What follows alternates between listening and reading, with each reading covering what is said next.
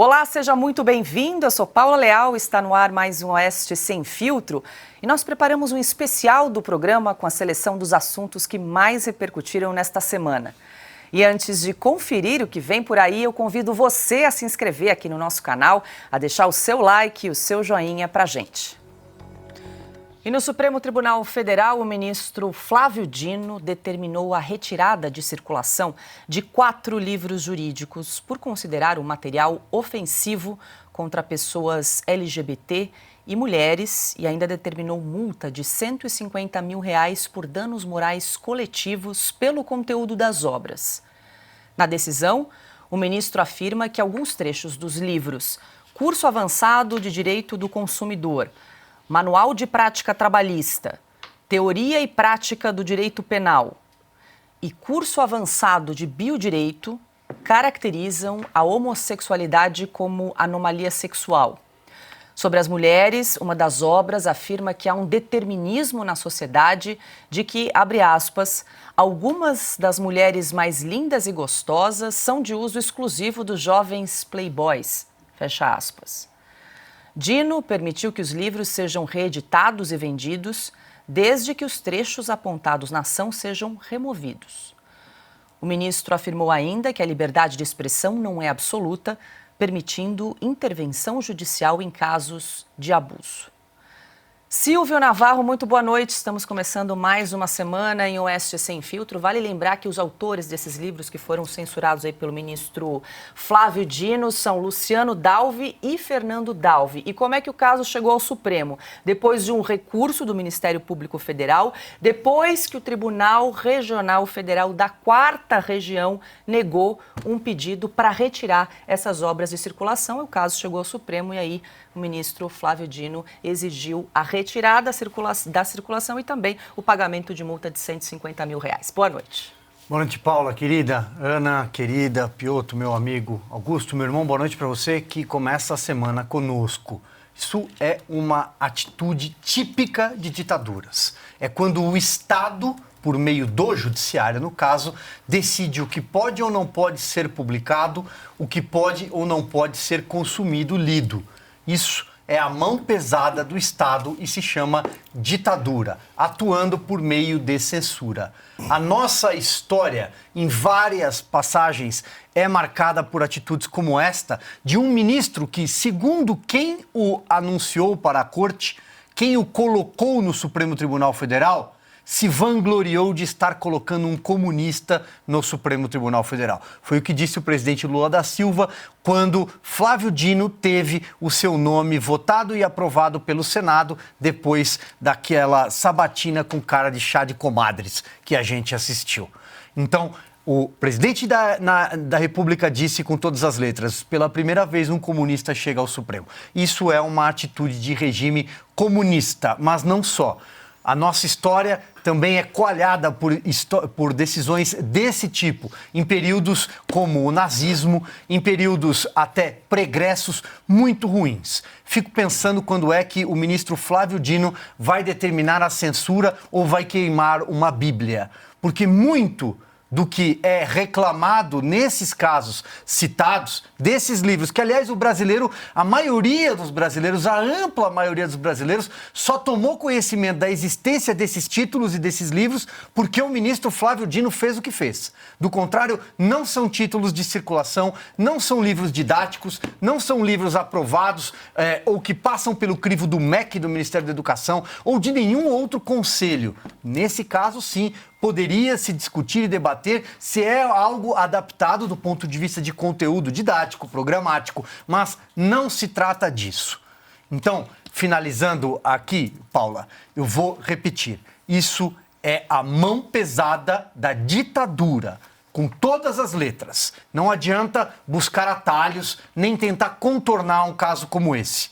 Se houve, em algum momento, ataque individual, se houve calúnia, se houve difamação, se houve crime previsto em lei para determinada atitude, para que seja punido a letra fria da lei e há caminhos para isso dentro do judiciário. E não queimar livros. Isso é o primeiro passo de algo que vai terminar muito mal. Adalberto Piotto, muito boa noite. Silvio falou da mão pesada do Estado nessa decisão do ministro Flávio Dino, mas olha que curioso, esse conteúdo homofóbico nessas obras de direito que nós elencamos aqui foram localizadas, foram apontadas por alunos da Universidade Estadual de Londrina, que teriam encontrado esse conteúdo nos exemplares de livros disponíveis na biblioteca da instituição de ensino. E aí, então, o Ministério Público entrou com um processo e aí o caso chegou ao Supremo Tribunal Federal. Boa noite. Boa noite, Paula, Augusto, Silvio, querido, Ana, a todos que nos acompanham. O Supremo agora vai ser editor de livro. O que ele concordar pode, o que ele não concordar não pode. O Supremo agora também quer ser editor de livro. O Silvio já foi a vários pontos. Eu só vou lembrar aqui duas coisas. O artigo 5º da Constituição é livre a expressão da atividade intelectual, artística, científica e de comunicação, independentemente de censura ou licença. Esse é a cláusula pétrea, hein? Artigo 5º. Já o artigo 220 diz a regra. Regra não pode ser mexida. Regra é regra, você só obedece, ponto. E está na Constituição, é uma regra constitucional. Abre aspas, a manifestação do pensamento, a criação, a expressão e a informação sob qualquer forma, processo ou veículo não sofrerão qualquer restrição observando o disposto nesta Constituição. Vamos lá, e o ministro discorda do que está escrito no livro. A Constituição não permite que ele faça o que ele fez, porque ele disse que não... liberdade de expressão não é absoluta, permitindo intervenção judicial em casos de abuso. Não, a Constituição não permite esse tipo de intervenção, ministro. Qual parte que na Constituição gera dúvida? Porque parece um texto cristalino na compreensão de qualquer pessoa, não de um ministro supremo, que é muito mais sofisticada a compreensão. Mas vamos lá, então. O que fazer, então, com, por exemplo, o tal do curso de democracia, que o Supremo obriga aqueles presos do dia 8 a fazer, os que assinam aquele acordo? Diz que Hitler foi um ditador de direita. Quem disse que é de direita? Bom, eu discordo, então eu posso entrar com um pedido para acabar com esse curso de democracia também? Está aqui, a Revista Oeste apurou o que seria o conteúdo. Depois, o STF é poder moderador. Onde na Constituição está escrito que o Supremo Tribunal Federal é poder moderador? Aqui sim. Agora, eu posso permitir, do ponto de vista da liberdade de expressão, embora eu discorde de tudo isso, eu não posso dizer que não se pode falar isso daí. Estranho é que o Supremo faça um curso de democracia e aprove com essas duas coisas que são barbaridades. Se elas de fato existem, é o que a reportagem apurou com as pessoas que fizeram tal curso. Mas eu não estou defendendo censura aqui. Eu estou fazendo crítica ao conteúdo. Crítica ao conteúdo todo mundo pode fazer. É da liberdade de expressão. É da liberdade democrática você criticar algo que você discorda. Criticar, inclusive, com quem você não tem exatamente a mesma opinião. Agora, mandar queimar livro, isso aqui é, digamos, queimar livro do século XXI. E vem por uma decisão suprema de um ministro. Como o Silvio disse, quando chegou lá, segundo Lula, pela primeira vez temos um comunista no Supremo. Comunismo não é democracia, nós sabemos, está bem longe disso, aliás, é o oposto disso, Paula. Augusto Nunes, muito boa noite, seja bem-vindo, Augusto. Quero ouvi-lo aí sobre a nova função do ministro Flávio Dino de editor de obras jurídicas nesse caso. Censor, né? Boa noite, Paula, nossa chefe, Silvio, meu irmão, Piotto, meu amigo, Ana, querida, parceira. Boa noite a você que nos acompanha. Foi dito praticamente tudo, né? Coisa de comunista ou de nazista. Eles adoram queimar livros, censurar, e ele está agindo como um comunista. Ele não vê nada demais em subir sem segurança a favela da Maré, em visitar, né, os amigos. Ele não vê nada de imoral, de indecente, de absurdo na anulação dos processos contra o José Dirceu, contra todos os que apoiam o consórcio, né, STF, governo Lula. Isso aí não ameaça nada, não ameaça a segurança jurídica, não ameaça a moral brasileira. Agora, o problema está nos livros. E porque ele decide o que se pode ler ou não. Quer dizer, é babá de marmanjo de novo, ele está querendo definir o que o brasileiro lê ou não. Tá bom. E o manifesto comunista pode ser comprado, pode ser lido? Ele prega o fim do regime da democracia capitalista, que é o regime adotado pelo Brasil. E o Capital, do Marx, como é que faz? Vai ser censurado? Isso aí é coisa de nazista, de comunista. Eles são irmãos, né? Se um comunista ficar 5 minutos num botequim com um nazista, eles descobrem que são primos irmãos.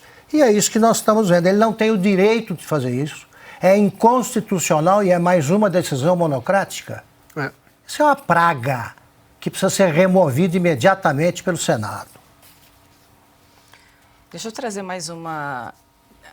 Agora, a manifestação do ministro Flávio Dino, que publicou no seu perfil no Instagram um print da resposta da Meta AI, ferramenta de inteligência artificial disponível no WhatsApp, para argumentar que o direito à liberdade de expressão não é absoluto.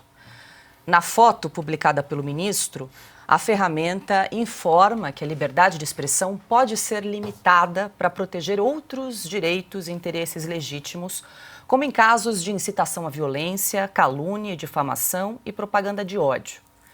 Na publicação, Dino lembrou sobre um julgamento da Suprema Corte dos Estados Unidos que decidiu que uma pessoa não pode gritar fogo num teatro lotado, já que a fala poderia criar pânico e graves riscos aos presentes.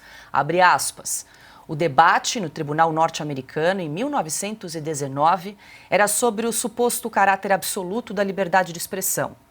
Mais de um século depois, a resposta da inteligência artificial da Meta pode ser uma leitura útil para quem não quer ou não pode pesquisar mais profundamente, fecha aspas. E aí, Piotr, vale lembrar que está previsto, já falamos aqui, para o dia 27 de novembro, o julgamento de 3 ações que contestam o Marco Civil da Internet e discutem também a responsabilidade das plataformas digitais em relação a conteúdos publicados pelos seus usuários. A gente vai aguardar aqui a decisão, o julgamento do Supremo a respeito das plataformas. Ele fez uma pesquisa num desses aplicativos aí de inteligência artificial. Essa é a resposta da Meta Inteligência Artificial. Acho que a Ana está pedindo palavra. Ana, depois eu vou... Perdão, então, claro, deixa eu passar então para a Ana. E aí, Ana, muito boa noite, seja bem-vinda também. Deixa eu trazer aqui mais uma informação, mas quando o Congresso estava discutindo lá o PL 2630, o PL das fake news, que prevê essa responsabilização das redes sociais, a Meta se manifestou contrariamente, dizendo que o texto cria, deixa eu falar que abre aspas novamente aí para a empresa, um sistema permanente de vigilância similar aos regimes antidemocráticos. Fecho aspas para a Meta, que se manifestou, claro, contrário ao PL das fake news. A gente aguarda o que vem por aí no julgamento do Supremo. Boa noite. Boa noite, Paula, Piotr, Silvio, mestre, Augusto e toda a nossa audiência. Primeiro, é mentira isso, o que ele disse. Não é verdade. Essa história de alguém gritar fogo aqui não pode, isso é mentira. Ele, mais uma vez, desinforma. Ele vai cair no inquérito das fake news, Paula, porque ele já disse anteriormente que as votações da Suprema Corte dos Estados Unidos são secretas, que ninguém sabe como cada juiz votou. Mentira! Eu fiz questão de desmenti-lo aqui e em outras plataformas e nas minhas redes sociais várias vezes. O que não existe na Suprema Corte dos Estados Unidos é esse cenário de câmeras. Ninguém assiste às sessões da Suprema Corte dos Estados Unidos. Mas ao final de cada sessão, o áudio completo, sem edição, de todas as sessões, ele é disponibilizado para os cidadãos americanos e todos os juízes declaram seus votos. Não existe voto secreto na Suprema Corte. Essa foi a primeira mentira do Flávio Dino. Agora ele menciona a Suprema Corte americana, dizendo que a liberdade de expressão aqui não é absoluta, que ninguém pode gritar fogo num cinema, que a liberdade de expressão não protege essa pessoa. Mais uma vez, ele desinforma. A primeira emenda da Constituição dos Estados Unidos diz que você pode gritar fogo, você pode ameaçar alguém dizendo eu vou te matar, mas você tem, para que você não esteja protegido sob a primeira emenda, você não pode mostrar o perigo iminente. Você não pode dizer para alguém eu vou te matar, ou eu vou isso, ou eu vou aquilo, e estar com uma arma na mão. Aí a primeira emenda não te protege. Mas a liberdade de expressão aqui é quase absoluta. E isso que ele disse é uma falácia, que muitos que não conhecem a Constituição dos Estados Unidos caem.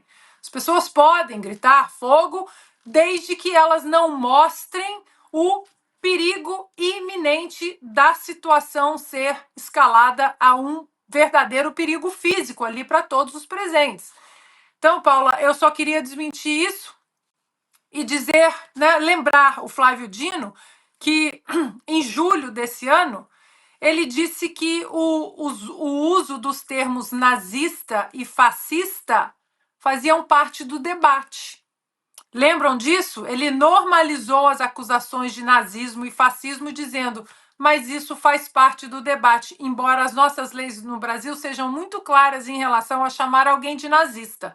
Eu sei porque eu já ganhei processos na justiça no Brasil de pessoas que tiveram que mexer no bolso e olha que mexeram fundo no bolso porque me chamaram de nazistas. Mas ele, mais uma vez, contradiz a própria Constituição brasileira, dizendo que, não, tudo bem, é normal chamar de nazista e fascista. Só não pode termos homofóbicos. Ou seja, não sabe nada, absolutamente nada sobre a Constituição do Brasil, não merece estar sentado em uma das preciosas cadeiras do Supremo Tribunal Federal. O que me incomoda é esse exemplo. Alguém já ouviu alguém gritar fogo no cinema? Não? Nunca houve, não há precedentes. Agora, eles não sabem o seguinte, quando a gente faz em redações, como em tantas empresas de outras áreas acontece, a gente faz a simulação de incêndio. É verdade. Não há incêndio e o pessoal fala lá. Alguém diz, olha, chega o corpo de bombeiros, viaturas do corpo de bombeiros, embaixo e a gente avisou, o prédio está começando um incêndio no prédio. E o pessoal não sabe que não está acontecendo nada. Então por que não prende? Tudo quanto é chefe de redação. Eu já fiz isso várias vezes. E ouvi também, fui vítima. Fui vítima disso. Olha, está pegando fogo. Agora, eu nunca vi num cinema e ninguém vai gritar. Isso aí é um exemplo cretino da cretinice humana, né? É nada de artificial. Do Flávio Dino, porque todo mundo repete esse mesmo exemplo e só esse exemplo. Não, quem grita fogo no cinema, nunca fizeram isso porque não são cretinos como o Flávio Dino.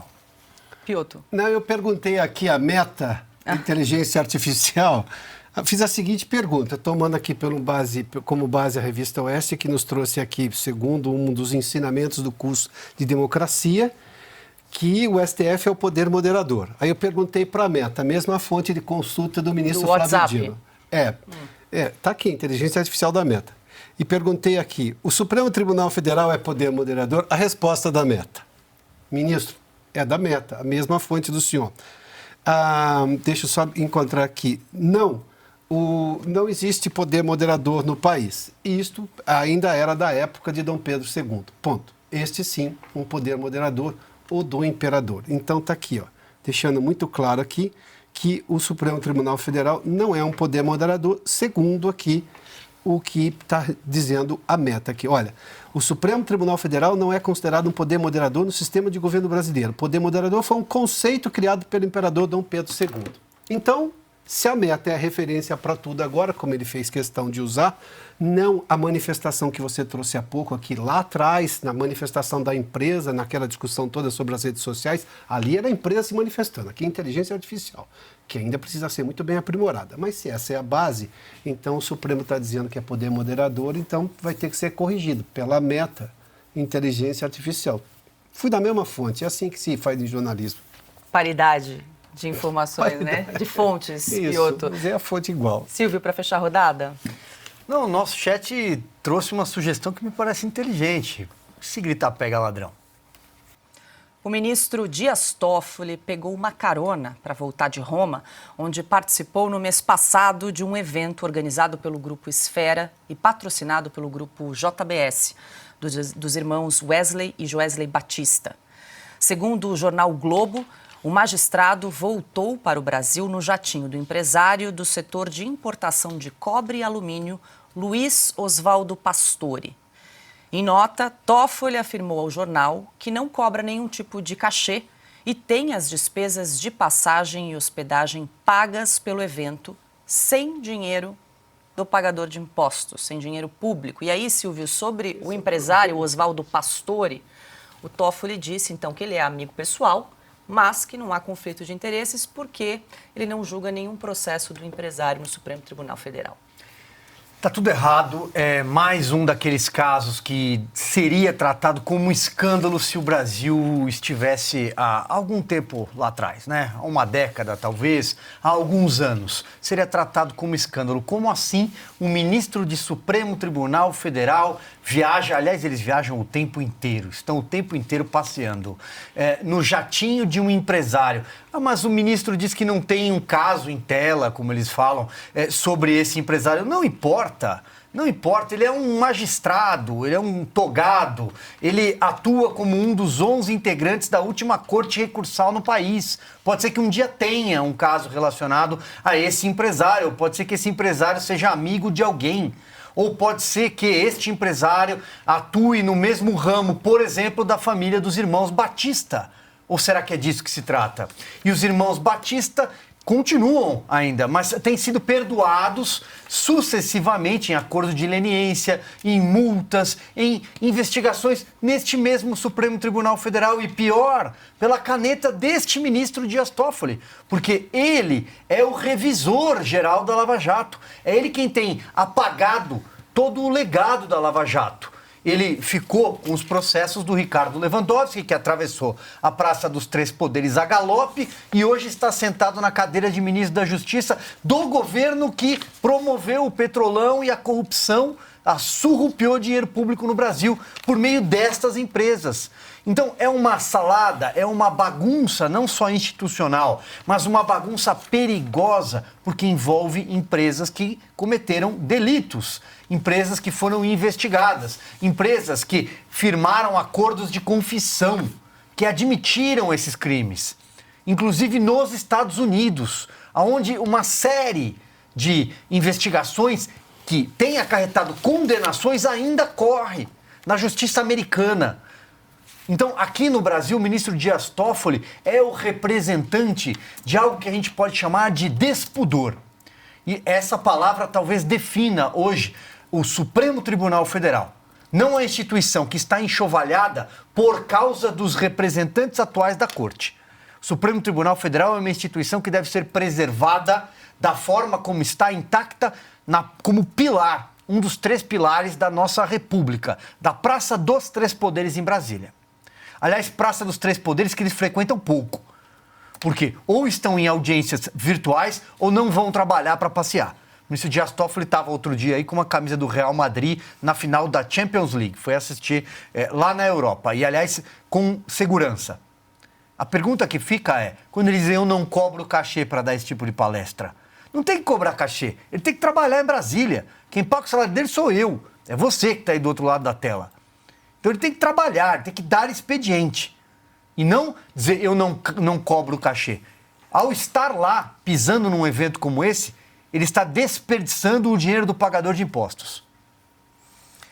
Augusto, esse evento em Roma foi tema do seu artigo, inclusive, que estampou a capa da Revista Oeste, na edição 239. Até vou pedir para a gente exibir, tá aí, para quem nos acompanha. Corrupção abençoada, com a foto dos irmãos Wesley e Joesley Batista. Você assinou essa capa com Eugênio Gusinski. E aí, peço licença rapidamente para ler aqui um trechinho do que vocês resumiram aí desse evento em Roma. Aspas. Essa espécie de piquenique internacional, outra criatura dos governos do PT, costuma seguir a receita aperfeiçoada pelo Lide, que detinha o monopólio nessa área até o aparecimento de um concorrente bem mais afinado com o governo Lula.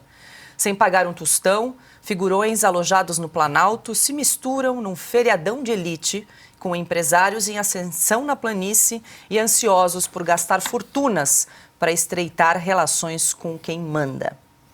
Só um trechinho aqui, uma degustação para quem nos acompanha. Vale revisitar esse artigo do Augusto que estampou a capa. E se você ainda não é assinante, corre lá em revistaoeste.com/cine. Muito obrigado, Paula, pela leitura. Os irmãos Petralha, né? Os irmãos Batista, esses têm sido beneficiados pelo ministro Toffoli, como lembrou o Silva, quase toda semana. Eles tiveram um pagamento suspenso, né, das prestações de pai para filho aí que eles deveriam pagar pelo acordo de leniência que fizeram. Não pagaram nada. Foram perdoados, provas são destruídas pelo ministro Toffoli. É isso que ele tem feito. Não é mais que obstrução da justiça. Ele está destruindo provas, né, para anular condenações justíssimas aí que vieram em consequência da Lava Jato. Então ele diz que não cobra cachê, mas só faltava essa. Ele já não paga viagem, não paga passagem nenhuma, não paga diária de hotel e diz que generosamente, né, não cobra cachê. Quer dizer, além desse passeio financiado pela gente, ele queria o quê? Que também a gente financiasse, pagasse, para ele dizer nada. Eu vi o pronunciamento dele inteirinho. Aquilo ali não vale um tostão. Um tostão é uma mentira atrás da outra, uma bobagem atrás da outra. Agora, como diz José Roberto Guzzo, você ser julgado pelo Supremo, sendo amigo do Lula ou desses empresários, é uma garantia de liberdade injusta. O Supremo só está condenando ultimamente inocentes. Condena ainda, está debruçado sobre o golpe, a tentativa de golpe do 8 de janeiro. Em vez de prender, em vez de atacar o crime organizado, de prender os bandidos, amigos deles, eles estão estacionados no 8 de janeiro e cometendo o que é crime. Isso é crime, né? Tem que usar de novo a mesma palavra. Isso é uma suruba institucional, vergonhosa, que precisa ser imediatamente banida, né, dos hábitos do Supremo. Pois é, Piotr, deveria descontar dos dias não trabalhados aqui, porque ele deveria estar dando expediente Claro, em Brasília, não está trabalhando. Estava em Roma. E lembro que até no Gilmar Palusa, o evento em Brasília, eles chegaram a ajustar o cronograma de julgamentos do Supremo Tribunal Federal para conseguir conciliar as agendas dos ministros que iriam palestrar em Lisboa. O Toffoli disse que ele voltou no avião de um empresário que não tem nenhum caso no Supremo, mas ele foi ao evento em Roma, segundo ele, sem cobrar nenhum tipo de cachê e com as despesas de passagem e hospedagem pagas pelo evento. O evento foi patrocinado, entre outros, pela JBS. É isso aí. Que ele, nas decisões, tem privilegiado, ou tem dado decisões favoráveis à JBS. Quando ele diz o seguinte, que não cobra nenhum tipo de cachê e tem as despesas de passagem e hospedagem pagas pelo evento sem gasto de dinheiro público, é este o problema. Se é funcionário público, se é um servidor público e se tem interesse público, aí vai bancado pelo setor público. Quando vai por uma empresa privada, bom, vira o quê? Contratado da empresa privada? Com quem ele tem compromisso? Porque se ele está lá em nome do cargo que ele ocupa, como ministro do Supremo, representante do Supremo, seja lá no que for, no debate, ele vai com as despesas pagas pelo setor público. Porque se há interesse do público. Se não há interesse público, aí não tem nem que ir. Aí tem que ficar tem que ficar prestando serviço, sim, no Supremo. Até porque, segundo eles, tem muitas causas, eles precisam julgar tudo. E eles têm, digamos, uma vida assoberbada, tanto trabalho que eles têm no Supremo. Arranja tempo para ir num lugar, tem interesse público? E se tem, por que está aceitando dinheiro? não usar dinheiro do contribuinte, aí é que está o problema, ministro. E vamos falar agora de outro ministro do Supremo, Gilmar Mendes, que elogiou o presidente do Senado, Rodrigo Pacheco, durante o 27º Congresso Internacional de Direito Constitucional, promovido pelo IDP, que tem Gilmar Mendes como um dos fundadores. O decano do STF disse que a liderança de Pacheco tem sido fundamental para fortalecer a democracia e o sistema eleitoral. Após ataques e ameaças de descumprimento das decisões judiciais brasileiras por parte de Elon Musk, mais uma vez o presidente do Senado defendeu a soberania brasileira e seus poderes, enfatizando que a discussão sobre a legislação contra as fake news é imprescindível para estabelecer diretrizes que não cerceiem a liberdade de expressão, mas que promovam um uso responsável das plataformas digitais. No evento, Rodrigo Pacheco recebeu o título de doutor honoris causa pela instituição. E mais tarde, numa publicação na Rede X, Gilmar Mendes disse que, abre aspas, em frente a desafios, Pacheco sempre se colocou em defesa da democracia por meio do diálogo e da ponderação. Sua postura inspira e honra nossas instituições. Fecha aspas, Silvio Navarro, começamos esta rodada com você. Lembrando que na semana passada, Rodrigo Pacheco manifestou seu interesse em ocupar uma vaga no Supremo Tribunal Federal. Em primeiro lugar, Paula, mas como falam, né? É impressionante como os ministros do Supremo Tribunal Federal falam, é o tempo inteiro. Páginas de jornais, entrevistas para emissoras de televisão, entrevistas amistosas, um ambiente confortável, palestra aqui, palestra lá, e pega um avião do jatinho e vai para a Europa, o jatinho do empresário e volta e outro promove, e como se é um corporativismo tão grande que é uma bajulação, uma autobajulação. É tudo impressionante. O Rodrigo Pacheco, na semana passada, ele está em campanha para ser ministro do Supremo Tribunal Federal. Tem 3 ministros que sairão em 28, 29 e 30. O Gilmar Mendes é o último deles, lá em 2030. Luiz Fux, Carmen Lúcia e depois Gilmar Mendes. Né? Então, assim, ele já está em campanha. Ele sabe que a carreira política dele acaba em 2026. Sabe que não vai se eleger senador, conseguir outro mandato. Minas Gerais não fará isso com o Brasil. Ele sabe que vai ser difícil ter votos para voltar, né, na carreira, para ser deputado federal. Aliás, como é que pode um presidente do Senado amanhã reaparecer deputado no baixo clero da Câmara dos Deputados? Não faz muito sentido. Ele não conseguirá ser governador do estado de Minas Gerais, justamente porque ele é só um prestador de serviço desse consórcio que está aí. Mais nada. Quem quiser procurar, encontre um grande discurso de Rodrigo Pacheco. Encontre um grande projeto que sai da lavra, da caneta de Rodrigo Pacheco. Encontre uma obra que ele tenha feito. Encontre um dinheiro de emenda parlamentar que tenha salvado ou ajudado uma região inteira. Não tem. Uma grande articulação dentro do Congresso Nacional para o bem comum, para a sociedade. Não tem.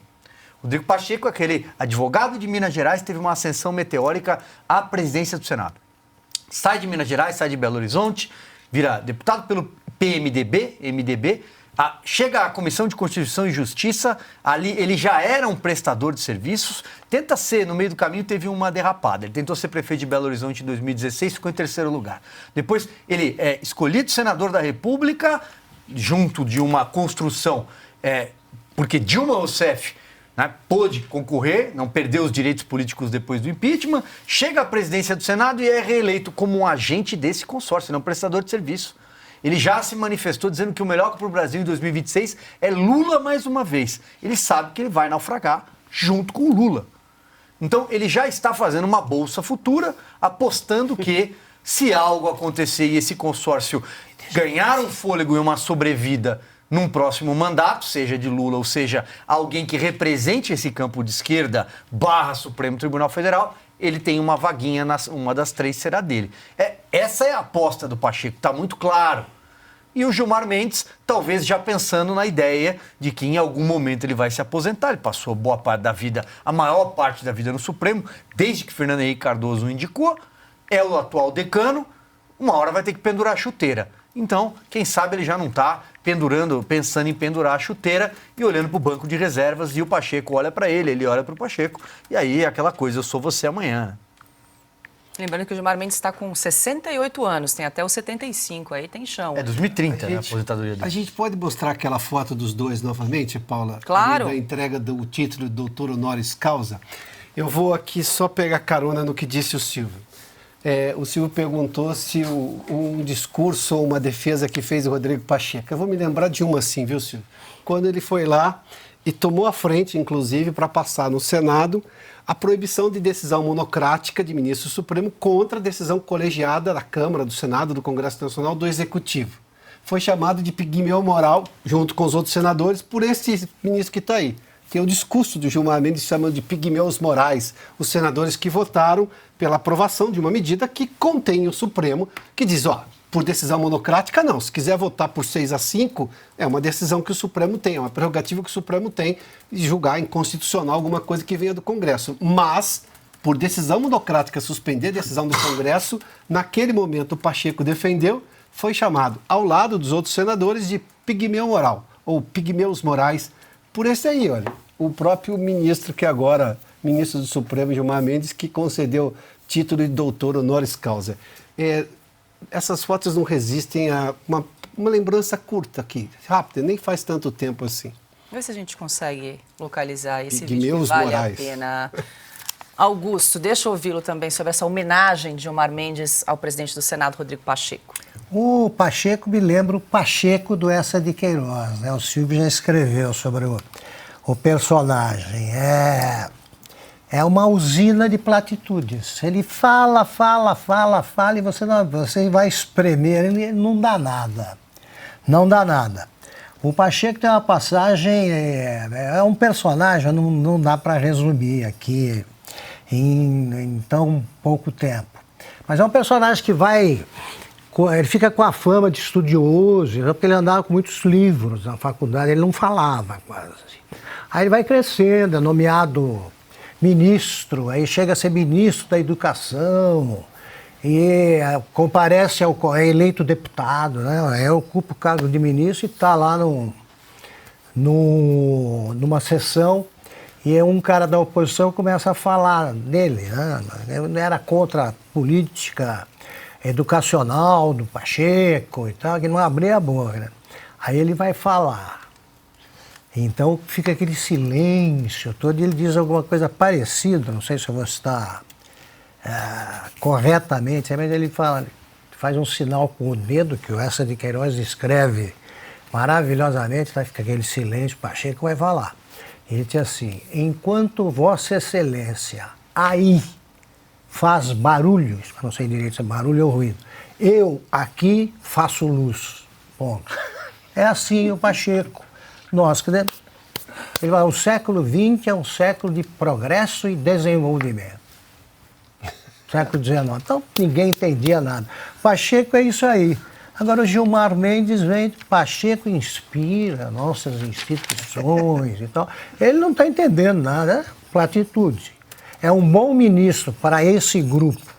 Agora, isso só me lembra o seguinte: todo mundo no Supremo acaba virando professor da faculdade que o Gilmar criou, né? Então é mais um salário interessante que eles acrescentam, aí fora as viagens e tudo. O Gilmar, ainda bem, olha, ele fala publicamente mal de mim e tal, eu me sinto honrado, porque no dia que eu for elogiado pelo Gilmar Mendes, vocês podem me prender que alguma coisa grave eu fiz. Pronto, Piotr, recuperamos o vídeo do Gilmar Mendes, que chegou a chamar de ressurreição de cadáver, né? Isso. A discussão da proposta que limita decisões individuais de ministros do Supremo. Nós vivemos sob uma democracia constitucional. Afinal, sem uma Corte Constitucional livre e independente, não há democracia nos termos exigidos pela Constituição de 88. Estou certo, presidente, e aí encerro, que os autores desta empreitada começaram travestidos de estadistas presuntivos e a encerraram melancolicamente como inequívocos pigmeus morais. Muito obrigado. Recordar é viver, né, Um Piotr? deles é o Pacheco. O Pacheco esteve à frente dessa medida. Justiça seja feita, ele defendeu, ele fez com que a emenda avançasse, coisa que, por exemplo, Arthur Lira não colocou isso em votação ainda na Câmara, embora já devesse dar alguma resposta. Mas o Pacheco estava à frente. Então, o líder dos pigmeus morais é o Pacheco. Este mesmo que foi elogiado agora pelo autor da frase pigmeus morais, o ministro Gilmar Mendes. É inacreditável, e nem faz tanto tempo, esse é o detalhe, não é uma coisa do século passado, é de agora. O ex-governador de São Paulo, João Dória, quer se reconciliar com o presidente Lula. Segundo o jornal o Globo, numa carta entregue pelo vice-presidente Geraldo Alckmin, que rompeu relações com o empresário em 2019, Dória afirma que exagerou nas críticas ao petista no passado. Abre aspas. Queria ter a chance de dizer que errei, fecha aspas, diz um trecho da mensagem. Além de Lula e do próprio Alckmin, João Dória buscou se aproximar dos petistas Fátima Bezerra, governadora do Rio Grande do Norte, e de Rafael Fonteles, governador do Piauí. De acordo com a reportagem, agora Dória se auto-intitula João Conciliador, uma brincadeira com o bordão João Trabalhador, usado ao ingressar na política. Fora da vida pública desde 2022, João Dória voltou definitivamente para o LIDE, grupo de líderes empresários com interesses em projetos públicos e privados. Silvio Navarro, começamos com você. Primeiro chama a atenção que Geraldo Alckmin virou carteiro, né? Ele entregou a carta do João Dória para o presidente Lula, que tenta se reconciliar, porque parece que o LIDE, o grupo do João Dória, está um pouco travado, que o Dória não estava conseguindo trazer os ministros aqui do governo Lula, então tentou essa manobra de uma carta para tentar pedir aí, para aproximar Lula de João Dória. Bom, ao que parece, então, o Geraldo Alckmin encontrou uma função no governo, né, que é entregar bilhetes. Ele entregou o bilhete, certa vez, numa das reuniões ministeriais, né, entregou ao Lula, e o Lula olhou e falou, não, o Alckmin é para demonstrar entusiasmo. Vocês podem imaginar o Geraldo Alckmin demonstrando entusiasmo, né, como coach.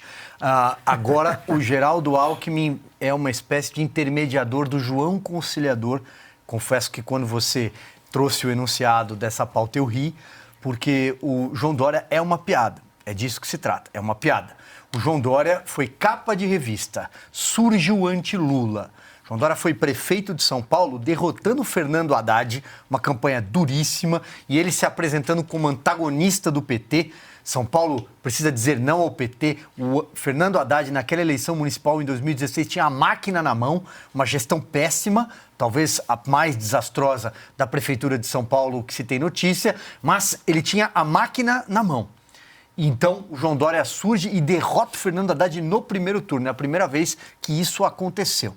Então, ele toma a liderança do PSDB, é o grande líder do partido, até porque outros líderes ou já estavam no final da sua carreira política por conta da idade, Fernando Henrique Cardoso, José Serra, ou atingidos em cheio pelas denúncias da Lava Jato, pelo Rodoanel, pelo metrô, o caso do próprio Geraldo Alckmin, ou ainda o PSDB carecia naquela época de uma desculpa oficial para tentar lavar e salvar a figura do Aécio Neves, o que não foi possível. O João Dória toma a frente do partido e depois esculhamba e acaba com o partido. Porque ele, de forma também muito oportunista, se elege para o Palácio dos Bandeirantes, abandona a prefeitura, abandona o paulistano, usa de trampolim para chegar ao Palácio dos Bandeirantes, assume o governo de São Paulo como o Bolsodória. Ele usava uma camiseta de que ele apoiava o presidente Jair Bolsonaro. E ali, num segundo turno apertado também, né, numa eleição apertada, ele consegue vencer porque é associado à onda de direita no Brasil, que era a onda do presidente Jair Bolsonaro. E depois ele tenta tomar o lugar do presidente Jair Bolsonaro, usando a pandemia que assolou o mundo e o Brasil, principalmente nos primeiros meses, que são meses de histeria, são meses de pânico, ele aparece como o João vacinador. Agora ele é o João conciliador. E ele fez o que fez naquela pandemia. As paletinhas de cores. Cidade amarela pode sair só até a calçada. Cidade verde fica em casa. Vermelho fica em casa. Cidade verde está liberado, pode ir no supermercado. Todo mundo vai lembrar o que o Dória fez e o que fez com a vacina da China. Pois bem, agora o João Dória se apresenta, e encerro, se apresenta como um neolulista. Olha, é muito oportunismo, muito. Se ele acha que isso vai pavimentar algum caminho para voltar para a política, eu acho que ele devia repensar bem. Mas se ele está pensando com a cabeça do empresário que é, aí a gente pode deduzir alguma coisa. Antes de ouvir a Ana, deixa eu trazer aqui um embate, porque depois da divulgação desses trechos da carta, usuários das redes sociais acabaram lembrando uma discussão entre o então governador de São Paulo e candidato à reeleição Márcio França e João Dória, ainda durante as eleições de 2022. O PT te ajudou com 6 milhões de reais para o seu lead, para você, para a tua empresa, durante o governo do Lula. Você pegou o dinheiro emprestado do lead, você pegou o dinheiro. Se você fala tão mal deles, você ajudou financeiramente na campanha do PT, ajudou o Zé Eduardo Cardoso, ajudou a Manuela Dávila, que é a vice do Haddad. Você não tem vergonha de falar tudo isso na frente de todo mundo e depois você mesmo falar que você ajudou as pessoas, João? Não, João, fala por que é que você ajudou as pessoas do PT? Sabe, eu já disse, você não é Bolsonaro, você é o bolso seu. Tudo que interessa a você, do seu jeito, você acha que dá para fazer. Se for agora, se o Lula sair da cadeia amanhã, ficar na frente das pesquisas, você se agarra nesse Lula também. Você se agarrou no Bolsonaro, você falou mal desse Bolsonaro, xingou o Bolsonaro, disse que ele era o extremo, que ele ia ser um desastre para o Brasil.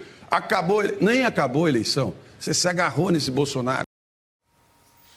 Ana, deixa eu só fazer uma correção. Esse debate entre Márcio França e João Dória ocorreu para a disputa do governo de São Paulo em 2018. Agora quero te ouvir, Ana. Você acha aí que é uma manobra para João Dória tentar voltar para a política ou para tentar aí melhorar o trânsito dentro do LIDE, o grupo de empresários do qual o João Dória é o fundador?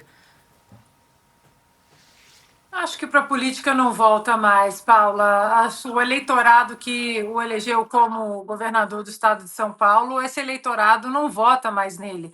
Ele hoje entra no balaio aí da Joyce Hasselmann, com números recordes no começo, exatamente porque pegou carona no movimento do presidente Jair Bolsonaro, depois abandonou, fez cara de nojo, não quero essa gente extrema, aquilo tudo que a gente vê aqui nos Estados Unidos, fascista, nazista, extremista, e que hoje o eleitorado do Bolsonaro diz, pode continuar chamando de tudo isso, a gente vai continuar seguindo a nossa agenda e votar de fato em quem está comprometido com a nossa agenda na prática, não na teoria. Agora, o Márcio França dizendo, você não é Bolsonaro, você é o bolso seu. Para mim é o que parece, já que ele muda tanto de lado e de uma maneira tão 180 graus, não é nem um ajuste aqui, outro ali.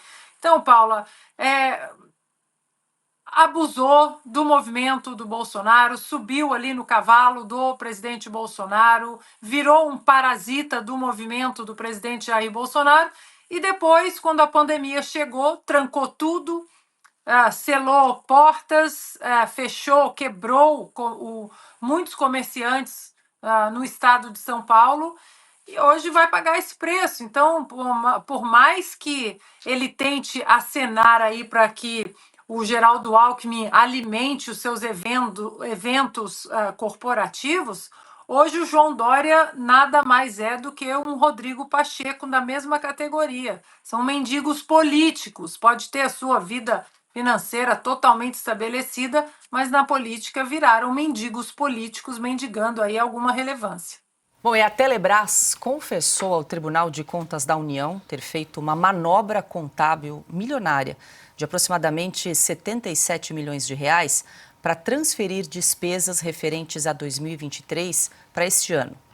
A informação sobre a prática conhecida popularmente como pedalada fiscal foi divulgada hoje pelo portal UOL. De acordo com a reportagem, no documento apresentado pela estatal ao TCU, a companhia projeta um prejuízo de 184 milhões de reais para 2025, mais que o dobro das perdas estimadas para este ano. Para viabilizar a manobra, a Telebrás lançou mão da chamada despesas de exercícios anteriores. O DEA é um instrumento orçamentário legal, mas que, conforme as regras do TCU, só pode ser utilizado em casos extraordinários. Quando empregado de maneira inadequada, o DEA pode distorcer o balanço financeiro, comprometer o planejamento futuro do governo e ainda gerar uma sobrecarga de dívidas a serem pagas pela União. O deputado da oposição, Gustavo Gayer, anunciou por meio das redes sociais que vai apurar o caso. O parlamentar convocou o ministro das Comunicações, Juscelino Filho, para prestar contas sobre a admissão da pedalada na Telebrás.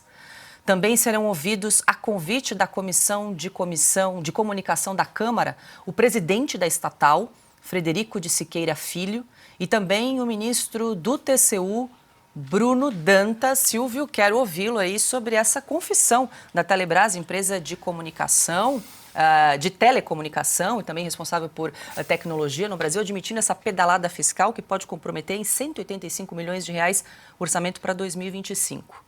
Em primeiro lugar, Paula, eu acho que a gente podia simplificar, né? Tem uma série de siglas, uma série de cifras, o nome disso é picaretagem, esse é o nome, né? E eu sou do tempo em que no Brasil pedalada fiscal terminava em impeachment até de presidente da República.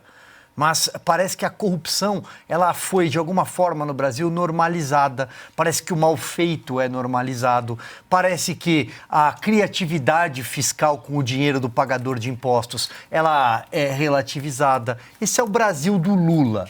Esse é o Brasil do consórcio. Uma reportagem como essa, publicada nessa segunda-feira, deveria ser tratada como escândalo.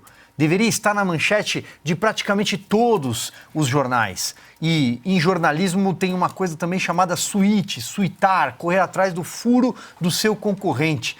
Porque isso é, lá na ponta, crime fiscal. E o Tribunal de Contas da União é a instância para se apurar. É verdade, mas já temos todos os elementos. Você trouxe que o Congresso Nacional deve se debruçar no tema, mas não tem sessão amanhã, por exemplo. Né? Porque tem encontro aqui, porque tem convescote ali. Então, quando é que o Congresso Nacional vai... talvez daqui a uma semana, talvez daqui a 2 semanas. O tempo vai passando. Aliás, os ministros do próprio TCU têm 10 dias de folga no mês. Pouca gente sabe, mas eles têm 10 dias de folga. Então, é mais ou menos esse retrato do Brasil de hoje. Um Brasil onde tem muito amor, porque o amor venceu, mas toda a picaretagem voltou junto com ele. Voltou junto com essa turma. E finalizando, Telebrás, mas por que não privatiza logo, né? Agora o Lula não quer privatizar. Olha o que acontece. Privatiza tudo, aliás.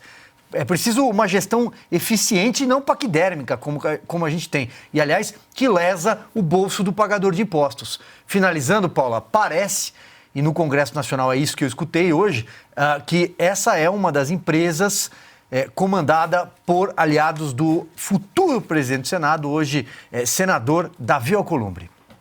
Deixa eu ouvir o Piotto sobre essa pedalada fiscal, Piotto, como é que funciona essa manobra contábil para empurrar aí os custos para o ano seguinte, e aí está dando um rombo de 184 milhões na Telebrás, que já confessou, já admitiu que fez essa manobra. Então, porque eles usam uma técnica, o TCU até compreende em alguns casos, não neste. Porque você pega de um ano uma despesa, uma receita e passa para o outro ano. Aí, claro, você está fazendo uma maquiagem, porque se a despesa é daquele ano, a receita é daquele ano, você fecha a contabilidade de um ano fiscal. Em qualquer empresa, governo é assim, você fecha um ano. Quando você busca alguma coisa lá para justificar aqui, isso é maquiagem fiscal. Maquiagem fiscal é pedalada fiscal. E como lembrou o Silvio aqui, pedalada fiscal derruba o presidente da República. Deveria derrubar. E nesse caso aqui nós estamos falando, aliás, é incrível, né? Nós temos Telebrás ainda. Tem uma estatal chamada Telebrás no Brasil. Telebrás era dona dos telefones, aquela que entregava planos de expansão. Daqui a 6 anos você paga agora, daqui a 6 anos você vai ter um telefone. Foi privatizado, ou pelo menos o setor, né? E hoje você pede um telefone e daqui a pouco está na sua mão. Então, quer dizer, veja só o quanto que a estatal era atrasada lá atrás. Mas vamos lá. Essas pedaladas fiscais são graves porque nós estamos falando aqui que são decisões tomadas na consciência de quem está à frente da empresa. Claro. E claro que isso é crime porque, por exemplo, quando você tem uma estatal que deu prejuízo ou não, né, se ela deu lucro ou não, e aquela informação não é verdadeira, ela muda, por exemplo, o que o governo coloca no seu orçamento. Ou seja, o governo estima uma receita ou estima um gasto que não é real e ele projeta o orçamento do ano seguinte, que ele manda para o Congresso apoiar com essa informação falsa. Que é a grande preocupação, por exemplo, de toda a informação que vem, por exemplo, do IBGE. Funcionários do IBGE recentemente reclamaram da gestão do IBGE recente, tem à frente o Márcio Pockmann, porque o IBGE, por exemplo, calcula, veja só duas coisas, calcula muitas coisas, mas vou citar apenas duas. A inflação oficial, que é o que, por exemplo, pode remunerar títulos, enfim, de dívidas do governo, aumentos de salário mínimo e tudo mais, e o PIB, que é por onde você vai projetar qual será o orçamento do ano que vem, se o país está crescendo ou não e tudo mais. Ou seja, pedalada fiscal é um negócio seríssimo, já derrubou o presidente da República nesse país. E agora nós temos a própria estatal confessando o crime. Para mim isso é crime, claramente um crime. Porque a defesa do pastor Jorge Luiz dos Santos, condenado a 16 anos de cadeia pelo 8 de janeiro, informou que os problemas de saúde do religioso se agravaram na Papuda. A advogada Carolina Siebra contou à coluna No Ponto, do site da Oeste, que o seu cliente está com uma bomba-relógio no peito. Há meses, Carolina tenta a prisão domiciliar para Santos, em virtude do quadro delicado, mas o ministro Alexandre de Moraes vem negando as solicitações.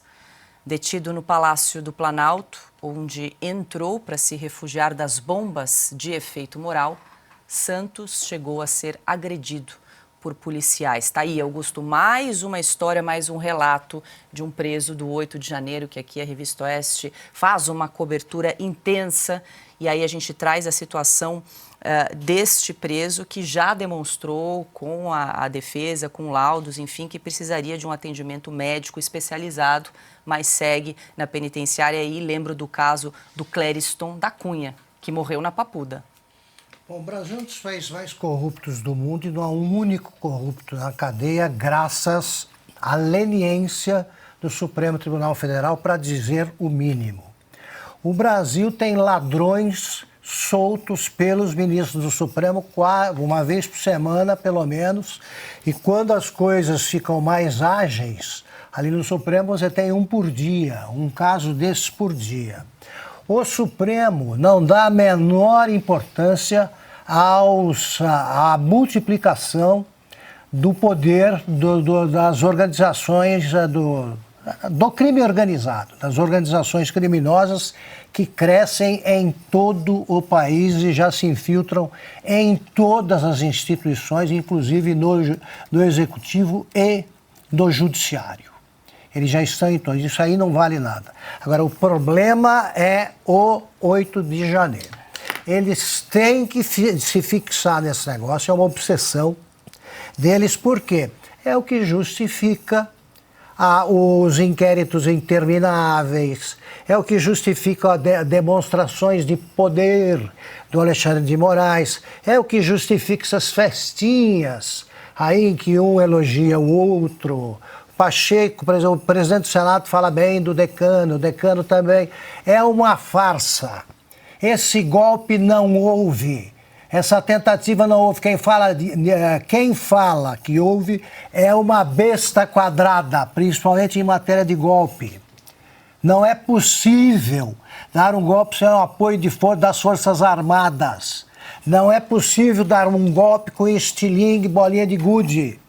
Não é possível dar um golpe sem chefe. E não é possível fazer qualquer tipo de julgamento sem individualização da pena. O Supremo está agindo de modo irresponsável e eventualmente homicida, como neste caso que a gente acabou de discutir. É isso, né, Silvia? A defesa do pastor Jorge Luiz dos Santos, então ele foi condenado a 16 anos de prisão, pede, em razão dos problemas de saúde do pastor, para que ele então receba ali o benefício da prisão domiciliar para poder fazer o tratamento.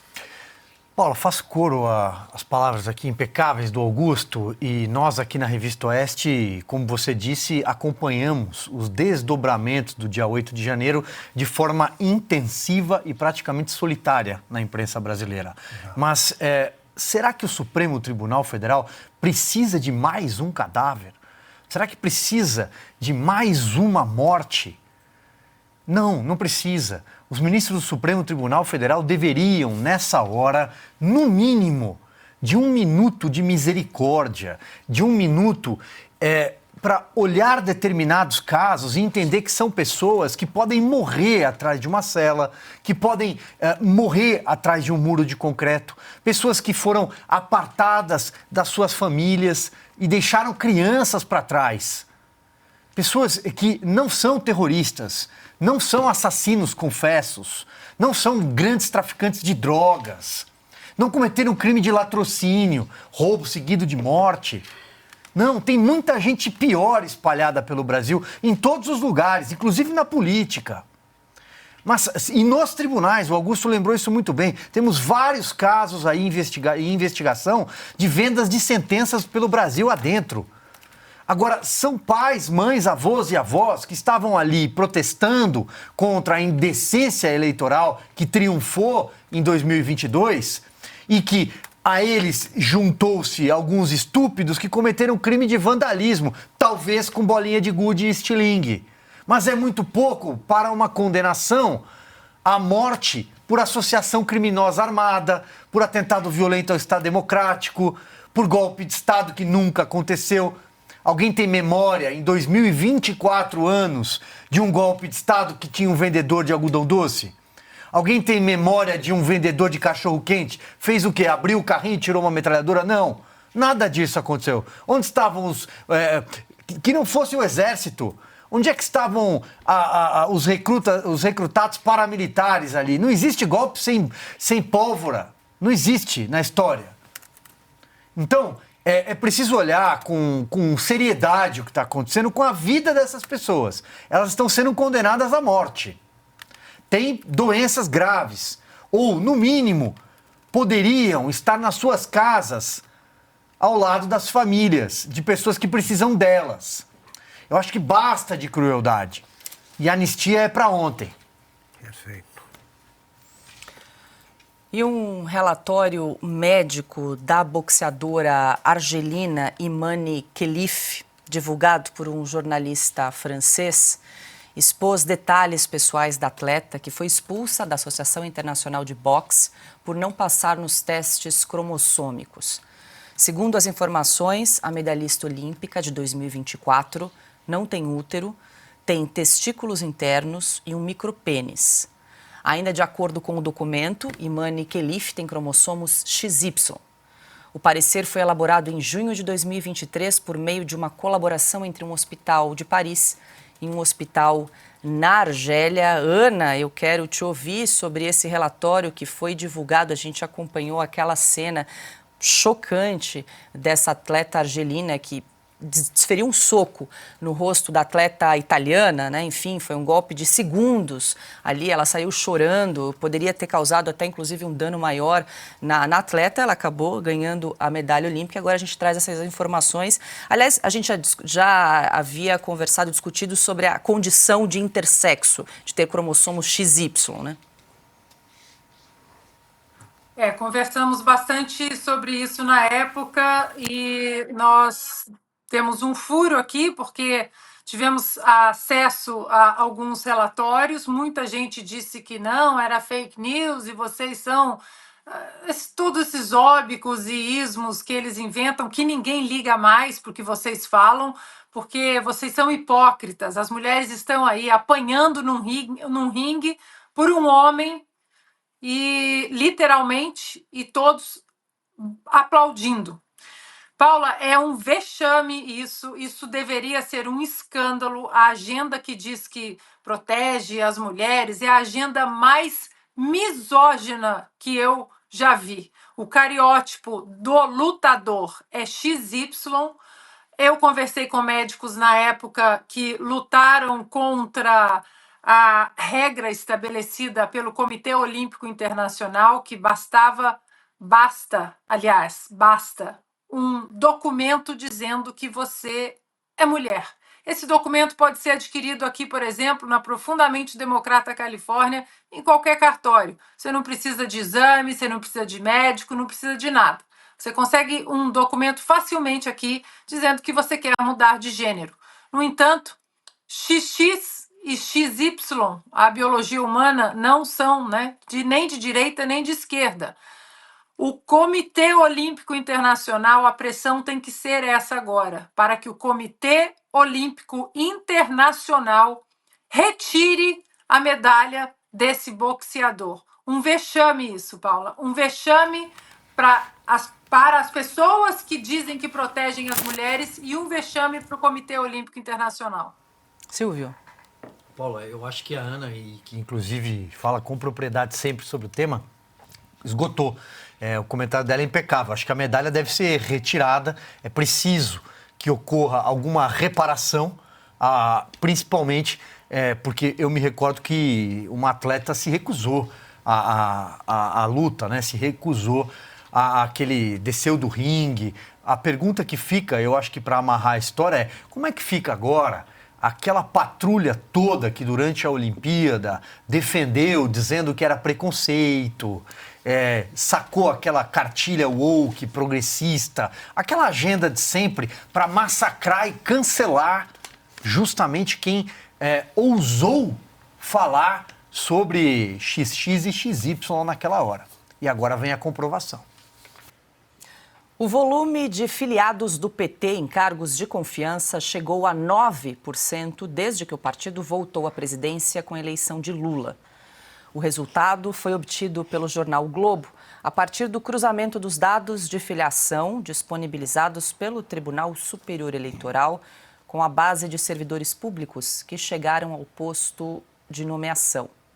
O percentual é maior do que o registrado nos governos de antecessores que pertencem a outras siglas, como Jair Bolsonaro, do PL, Michel Temer, do MDB e Fernando Henrique Cardoso, do PSDB.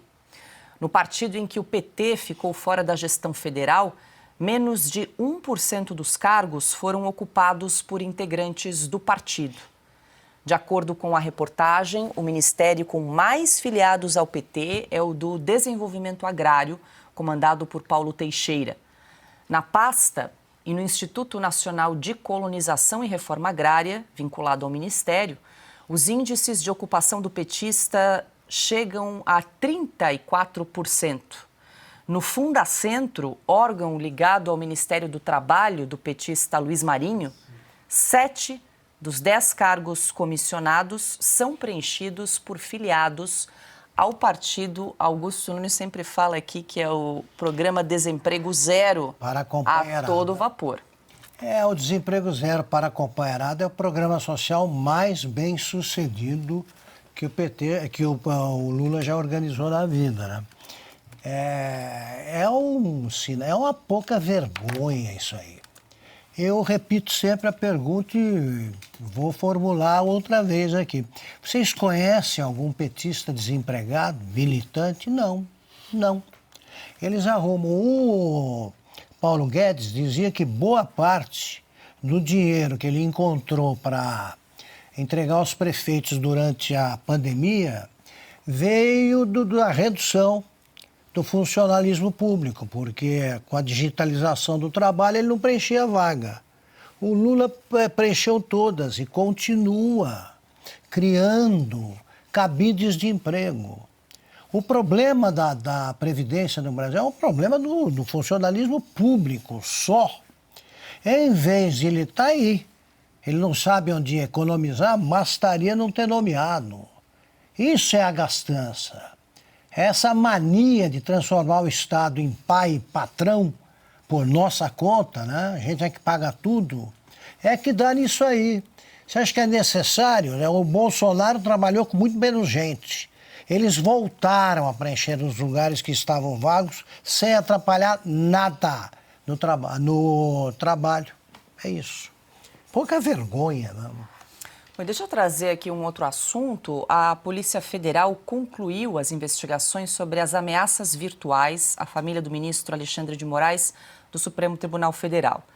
Os irmãos Raul Fonseca de Oliveira, que é fuzileiro naval, e Olivirino de Oliveira Júnior foram indiciados por tentativa de abolição do Estado Democrático de Direito. Os dois foram presos em maio, depois de enviarem 41 e-mails a partir de contas anônimas ao trabalho da mulher do ministro.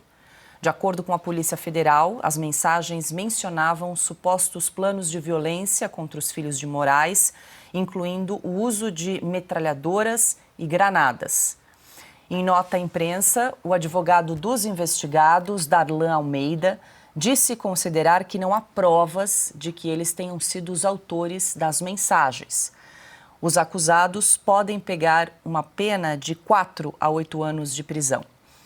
Num outro inquérito, Raul Fonseca e Oliverino Júnior enfrentam acusações de ameaça e perseguição. Silvio, então a PF conclui as investigações e resolve, então conclui por indiciar os dois irmãos aí por crimes contra a democracia em razão aí supostamente do envio de mais de 40 e-mails à mulher do ministro Alexandre de Moraes. Sou absolutamente contra qualquer tipo de atitude desse tipo, né? Qualquer tipo de ameaça, desde que provado. Porque nós já vimos também um repertório enorme de ameaças, inclusive de enforcamento em praça pública, sequestro, assassinato, tudo isso debaixo de um guarda-chuva, de uma narrativa falaciosa de um golpe que jamais existiu. Mas se houve a comprovação material de que e-mails foram disparados com ameaça para quem quer que seja, a lei é para todos e a pessoa deve ser punida. Ponto, para por aí. Paula, queria pedir licença em 30 segundos para fazer um comentário sobre o tema anterior, porque o que nós estamos assistindo em relação ao aparelhamento da máquina, que o Augusto cita pelo PT, é o Brasil do atraso. E a gente, se for recuperar um pouco na memória, o governo Lula 1 e 2 construiu aquilo que Brasília chama de República Sindical. Inclusive um livro, na época, chamado A Elite Dirigente do Governo Lula, da Maria Celina D'Araújo. Ela narra que, durante os governos Lula, 45%, perto disso, 44% dos cargos comissionados, o tal era o antigo DAS-5 e DAS-6, cargos de direção e assessoramento, que tinham salários altíssimos, à época já era em torno de 20, 25 mil reais, fora todo o resto dos benefícios. Esses cargos eram 45% preenchidos pela CUT. E do total de filiados ao PT, isso ultrapassava 80%, chegando a 85%. Quando a Dilma Rousseff pega o bastão dos governos Lula 1 e 2, houve uma preocupação em Brasília, eu me recordo, de que a República Sindical poderia ser desidratada, porque ela não era exatamente uma líder, uma sindicalista, como foi o Lula e o próprio Luiz Marinho, que vocês citaram agora. E finalizo lembrando que esse Ministério do Desenvolvimento Agrário ele só existe em governos do PT desta forma, porque é o Ministério do MST.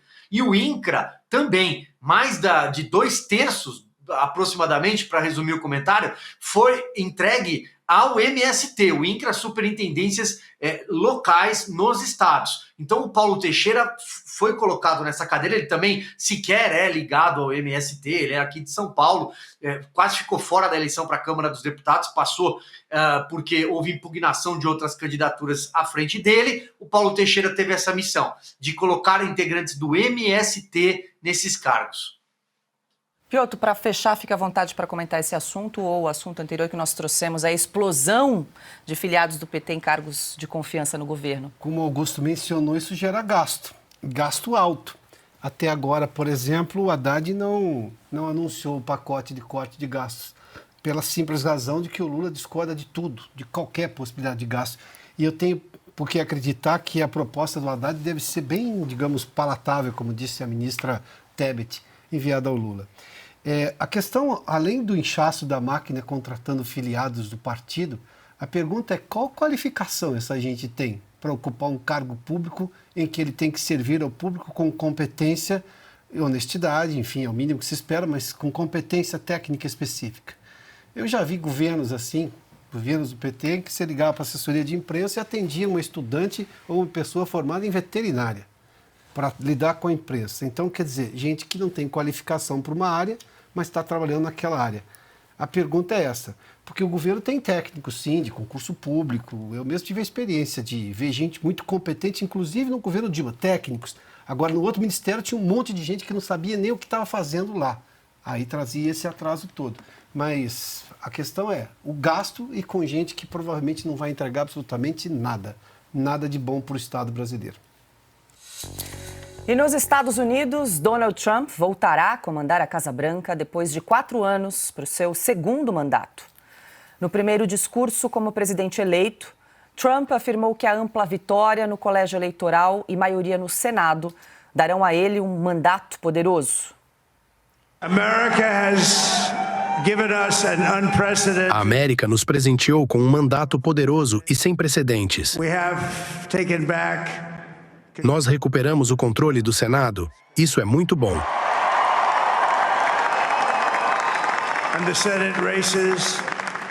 Vencemos a corrida em Montana, Nevada, Texas, Ohio, Michigan, Wisconsin e também na Pensilvânia.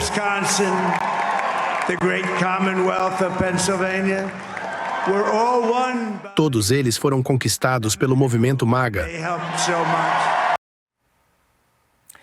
O empresário Elon Musk, um dos principais apoiadores da campanha de Donald Trump, foi mencionado no discurso do presidente eleito.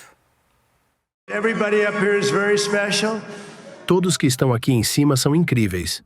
Todos aqui são especiais. De quem você está falando? Ah, sim, temos uma nova estrela. Um astro nasceu. Elon. Ele é um cara sensacional. Now he's an amazing guy. O próprio Elon Musk festejou a vitória de Donald Trump. Na rede X, ele publicou a foto de um foguete decolando e escreveu na legenda, abre aspas, "O futuro será fantástico", fecha aspas. Musk também afirmou que o povo da América deu a Donald Trump um mandato cristalino para mudança. Ana Paula Henkel, muito boa noite. Começamos essa rodada com você. Primeiro quero dar os parabéns pela belíssima cobertura especial ontem. Piotto, Guilherme Fiuza, Carlo Cauti, enfim, vararam a madrugada aqui sob o comando de Vitor Brown. Uma cobertura especial. Parabéns, Ana. Você está belíssima no modelito de hoje. Quero te ouvir. A gente vai dar várias rodadas aqui para comentar, claro, as eleições americanas, mas, Ana, mais uma vez parece que as pesquisas acabaram subestimando os votos em Donald Trump. Até agora, salvo engano, são 292 votos no colégio eleitoral para Donald Trump, lembrando que a apuração ainda não acabou. E aí, nessa primeira rodada, Ana, quero te ouvir assim, um balanço dessa vitória de Trump, mas o que mais te surpreendeu nesse resultado, principalmente como é que você analisa os votos naqueles 7 estados pêndulo? Donald Trump venceu, levou 5 deles e Nevada e Arizona ainda não fechou a apuração, mas parece que ele está bem Nevada à frente. Já confirmou. Já confirmou? Então, nos 7 estados, vitória de Donald Trump. Muito boa noite, seja bem-vinda. Boa noite, Paula. Boa noite, Silvio, querido, Piotto, parceiro da madrugada. Boa noite, mestre Augusto, nossa audiência maravilhosa que, olha, Paula, tenho que começar aqui agradecendo exatamente a nossa audiência que ficou com a gente até as 4, 5 horas da manhã, horário do Brasil, ali 70 mil pessoas, 70 mil telas, como você fala, ao vivo, o tempo todo. Hoje, pouco tempo depois, já eram mais de 2 milhões de visualizações, então foi uma transmissão histórica. Quero deixar os parabéns também à nossa equipe, nossa produção, todos ali muito empenhados em mostrar o que de fato acontece aqui nos Estados Unidos e as eleições americanas como elas são, Paula, e não como a mídia no Brasil, aquela velha e tradicional mídia que a gente sabe muito bem como funciona atualmente, como ela mostra. E eu acho que, para resumir a noite de ontem, um tweet ao final exatamente do Elon Musk, que disse: a mídia hoje são vocês. Vocês são a imprensa, vocês são a mídia. Eu acho que colocou, tudo foi por terra. A noite passada, uma noite histórica, porque aconteceu aquilo que ninguém esperava que acontecesse, que é o famoso landslide, ou seja, uma vitória muito significativa, histórica, ele levando todos os 7 estados pêndulo. Isso é histórico. A palavra não tem outra palavra. E não apenas isso, Paula, mas a eleição de 2020, Joe Biden venceu em alguns desses estados por uma margem muito pequena. Em alguns estados ele venceu por uma margem de 9, 10 mil votos apenas. Agora aqui, se a gente contabilizar, Pensilvânia ele venceu com uma margem de mais de 150 mil votos. O Michigan, ele venceu com uma margem de 80 mil votos. O Wisconsin, ele venceu com uma margem de 40 mil votos. Aí você desce para a Carolina do Norte, que era outro estado. Ele venceu com uma margem mais de 220 mil votos. Eu acho que a Carolina do Norte agora deve sair dessa lista dos estados pêndulo e deve entrar para a lista dos republicanos. A Geórgia também. Ele venceu com mais de 120 mil votos.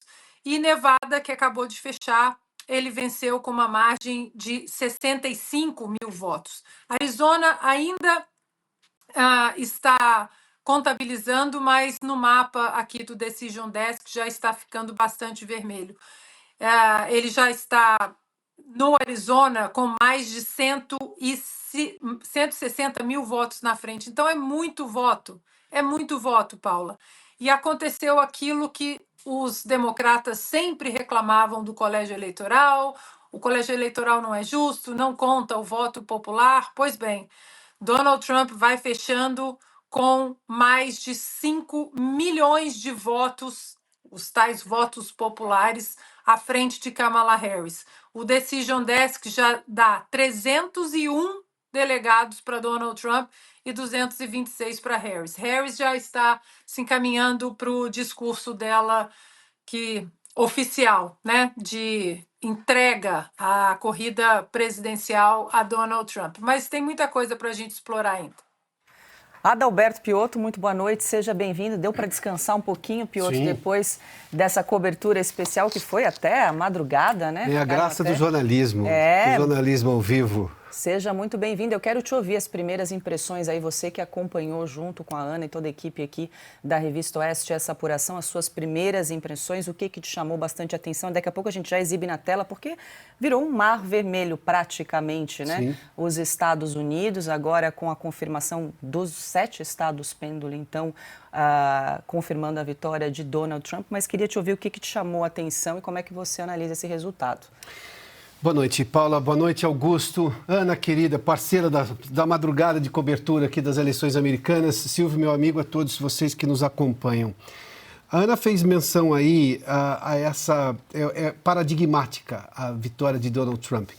E durante toda a cobertura, a Ana que se dedicou durante todo esse tempo a trazer informações qualificadas sobre como funciona o processo eleitoral americano, e ele é, digamos, algo muito diferente e especial. Ele requer uma análise muito cuidadosa, porque o eleitor americano, até porque está tão acostumado a fazer valer o seu voto, o seu representante, então ele considera uma série de coisas. Antes você tinha uma ideia de que Donald Trump poderia ganhar os delegados, mas não no voto popular. Aí tinha um problema, e a Ana citava com muita frequência a tal da muralha azul ali do norte dos Estados Unidos, aqui mais na costa leste, né? Ganhou em Wisconsin, a gente está vendo ali, ganhou no Michigan, a Pensilvânia, que era extremamente importante, e Kamala saiu vencendo na Pensilvânia, porque os votos eram ali da Filadélfia. E depois, quando você foi abrindo, obviamente, os outros condados, e aí a vantagem de Donald Trump nesses estados em relação a Kamala Harris não alterava durante a apuração. Cada parcial que a gente divulgava aqui demonstrava claramente que era sólida a vitória, era sólida a vantagem. E foi assim também na Carolina do Norte, foi assim em vários outros desses estados que eram, obviamente, chamavam a atenção porque poderiam decidir ou trazer um resultado oposto ao que aconteceu. Não, foi realmente uma onda republicana, mas é uma onda republicana um pouco mais sofisticada do que qualquer outra eleição americana, se me permite aqui fazer uma análise rapidamente da história. Antes você tinha 2 partidos, e eu insisti muito nesse ponto, que por caminhos diferentes almejavam a mesma coisa para o povo americano. Os democratas tinham meios para conduzir a economia e as relações exteriores, que são exatamente as duas coisas mais importantes quando você fala de uma superpotência, né? Relações exteriores, claro, você combina com intervenções ou o envio de ajuda militar, essas coisas todas. E a economia, nós estamos falando da maior economia do mundo. Os republicanos e os democratas tinham só meios diferentes, mas o mesmo objetivo. O fato é que nesta eleição, e o eleitor americano, eu vou usar uma expressão lá do marqueteiro do Bill Clinton, que ele disse: a economia é estúpida. Eu diria: não, é o povo estúpido. Você precisa entender que voto é feito de gente, e gente que pensa, gente que analisa. E foi este voto que elegeu Donald Trump. Sim, dos republicanos que votaram no Partido Republicano, de muitos independentes e de talvez, provavelmente, muitos democratas que dessa vez votaram nos republicanos ou em Donald Trump, porque viram nele o único a defender esses valores americanos. Essa supremacia americana, que eles detêm desde o final da Segunda Guerra Mundial, é inequívoca e ninguém chegou nem perto de ameaçar isso. Veja o que resultou da Guerra Fria, o que é a Rússia hoje, a União Soviética já não existe, e os Estados Unidos, mesmo com esse avanço da China, você já começa a questionar até onde a China realmente consegue chegar. E os americanos continuam onde estão. Eu vou pegar só agora, Paula, rapidamente o discurso do que fez o Donald Trump. Ele não olhou para trás, ele olhou para frente. E talvez porque ele entendeu que esta eleição dele é paradigmática por esse aspecto. Ele agora carrega americanos republicanos, que sempre votaram com os republicanos, mas carrega muito dessa esperança de recuperação do que são os valores americanos. Ele é o presidente escolhido para os próximos 4 anos levar os Estados Unidos ao ponto que os americanos, lá atrás, fosse com o democrata, fosse com um republicano, sempre tinham o mesmo objetivo. Os democratas se afastaram, se divorciaram dos valores e do povo americano, colheram nas urnas. O cidadão dá o recado dele na eleição, está muito claro. Deixa eu dar as boas-vindas também a Silvio Navarro. Silvio, muito boa noite. Deixa eu exibir mais uma vez aqui esse mapa dos Estados Unidos. Enquanto o Piotr comentava, a gente exibia. A gente está espelhando, reproduzindo do Google esse resultado. Então, por enquanto, são 292 votos no colégio eleitoral para Donald Trump contra 224 votos. Faltam. 3, né? Alguém me ajuda na matemática? Por enquanto, Nevada, Arizona e Alasca. Arkansas, perdão. Arkansas, que ainda não estão definidos, mas estão quase lá, né? Estão quase lá. Não é. Estão falando que é Alasca, gente. Alasca, não é por favor. Aí, tá ali. Pronto. Muito obrigada. Está na pontinha. A gente traz também o voto popular, então são mais de 72 milhões de votos para Donald Trump contra pouco mais de 67 milhões de votos para Kamala Harris. E aí, Silvio, quero te ouvir aí, o que você considera que foram os principais fatores, principais razões aí para confirmar a vitória de Donald Trump? Muito boa noite. Paula, boa noite, querida Ana, querida, meu amigo Piotr, Augusto, meu irmão, boa noite para quem nos acompanha. Bom, eu queria, de antemão, de largada, parabenizar, Paula, toda a equipe escalada para essa cobertura. Eu acompanhei como telespectador. Eu acho que eu não vi nada melhor na imprensa velha, na imprensa nova, em qualquer imprensa. Eu não vi nada melhor produzido do que esses profissionais escalados pela Revista Oeste para a cobertura desta madrugada fizeram. Queria também destacar e parabenizar a Ana Paula, que tem feito um trabalho brilhante sobre as eleições americanas, a história dos Estados Unidos, e acho que ontem até a Ana teve um momento que ela falou assim, olha, tem muita gente falando que eu estou pessimista. A Ana foi a profissional que os que dizem ser jornalistas profissionais nessas redações da velha mídia não são. Ela foi íntegra, honesta e comandou, liderou de alguma forma essa cobertura. Então eu queria deixar aqui parabéns a ela, ao Piotr e a todo mundo que trabalhou no nosso site incansavelmente durante a madrugada e também toda a equipe técnica. Paula, dito isso, bom, penso eu que de fato um foguete foi lançado na América nessa madrugada, um foguete pela liberdade, um foguete que traz uma defesa dos valores ocidentais. Eu vejo a vitória do Donald Trump avassaladora também como uma vitória contra essa mídia militante. Vocês falavam sobre institutos de pesquisas. Eu já nem acho mais que institutos erram. Eu acho que institutos entregam aquilo que é comprado, as lojinhas. E aí, aqui, como acolá, tanto faz, é mais ou menos isso que acontece, com raras exceções.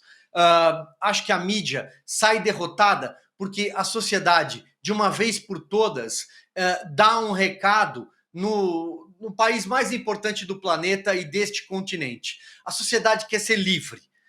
E aí estão os negros, estão as mulheres, estão os latinos, que a candidata democrata contava como um voto certo, mas que não, eles deram outro recado. Eles querem ser livres, eles entendem que uma sociedade próspera, que uma sociedade empreendedora, que uma sociedade livre, para fazer as suas escolhas, e as escolhas às vezes começam na economia, aonde você quer pôr o seu dinheiro, o que você quer fazer da sua vida, sem a interferência da mão pesada do Estado. Porque aí é um flerte com ditadura, é um flerte com a esquerda, é um flerte, por exemplo, em países, em democracias chinfrins, um flerte até quando a mão do judiciário pesa.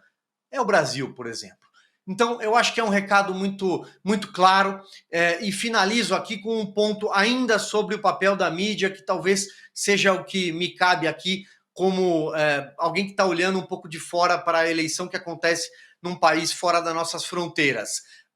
Ao sair derrotada, a mídia, em algum momento, essa militância precisa fazer uma reflexão de que a sociedade aprendeu que o fermento ideológico que eles plantam e que o Partido Democrata planta, que a agenda woke progressista em declínio visível, é visível o declínio, que tudo isso vai fazer parte de uma página do passado, porque ao fim e ao cabo os fatos são teimosos. Mas eu vou deixar o segundo pai da América, John Adams, entre George Washington e Thomas Jefferson, para nossa Ana Paula.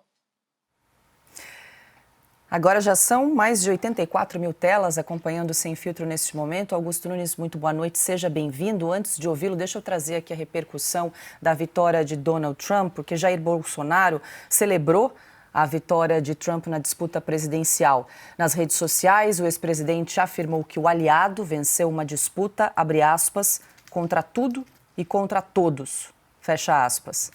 Bolsonaro manifestou ainda o desejo de que a vitória de Trump inspire o Brasil a seguir o mesmo caminho. Abro aspas novamente. Que nossos compatriotas vejam neste exemplo a força para jamais se dobrarem, para erguerem-se com honra, seguindo o exemplo daqueles que nunca se deixam vencer pelas adversidades. Fecho aspas. E a ex-primeira-dama, Michele Bolsonaro, também parabenizou o presidente eleito. Ela publicou uma foto de Trump no Instagram, agradecendo a Deus pela vitória do republicano. Boa noite, Augusto. Boa noite, Paula, nossa chefe, meu amigo Piotr, Silvio, meu irmão, Ana, minha parceira. Eu também quero começar cumprimentando o nosso pessoal que trabalhou ontem, né? Piotr, Ana, Fiuza, Vitor Brown, Carlos Cauti. Eu acompanhei até do começo ao fim aí o trabalho de vocês e, claro, eu dava as minhas entradas ali para ver como é que a mídia estava, a imprensa velha estava participando do combate. Você também estava com várias telas, Ali Augusto. foi um combate. Eu pegava, olhava e foi um negócio comovente. Eu perguntei agora o que é que faltava, quantos, e vocês me deram o argumento que o estado que eu queria usar para comparar, porque eles só não esperaram a entrada em cena dos esquimós do Alasca. Agora eles ainda têm esperança, não tenha dúvida, porque era assim, a Ana, diante dos...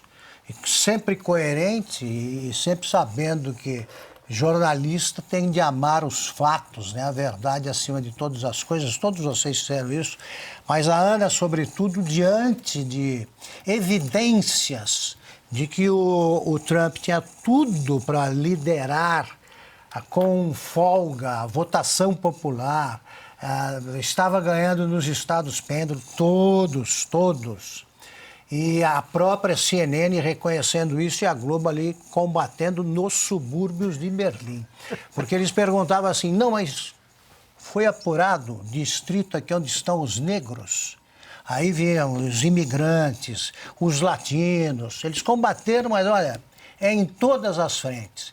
E a Ana dizia, olha, eu acho cedo para falar, eu não quero, não sou pessimista, mas tem que esperar a votação e diante das evidências. A Ana só começou, eu acho que a Ana foi a que, quando ela topou reconhecer ali que não tinha mais jeito, por outro lado, que é a atitude correta, é assim mesmo. Enquanto existe esperança ali, você não declara o presidente eleito.